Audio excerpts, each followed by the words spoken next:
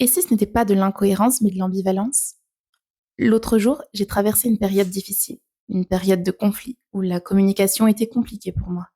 J'étais dans le brouillard, dans le flou, comme cela peut arriver dans une période de reconstruction, mais aussi tout simplement au cours d'une vie.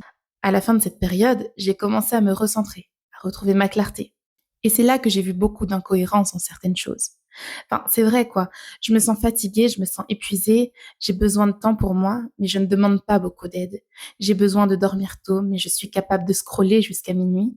J'aime beaucoup avoir du lien social et pourtant je peux rester des semaines sans voir personne ni répondre aux messages, entre autres. Je me suis un peu plus penchée sur le sujet, car j'y voyais de l'incohérence, le fait de ne pas savoir réellement ce que je voulais.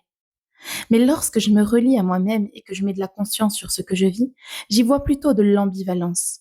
Je crois qu'il y a plusieurs besoins et plusieurs émotions qui coexistent en nous. Par exemple, d'un côté, le besoin de prendre du temps pour moi, pour toutes les raisons qui m'appartiennent, et de l'autre, la peur de confier mes enfants pour toutes les peurs qui m'appartiennent aussi. Je crois que les deux sont vrais et justes.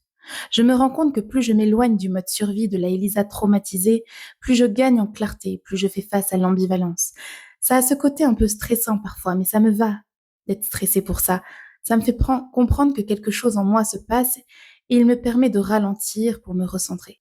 Je suis convaincue qu'avec de la conscience et du temps pris pour soi, je pourrais travailler de façon plus ciblée sur cela. Pourquoi je vous en parle? Parce que je suis proactive dans ma propre vie, parce que je veux du changement, parce que je mets de la conscience sur tout ce que je vis et je regarde le rêve qu'il y a derrière.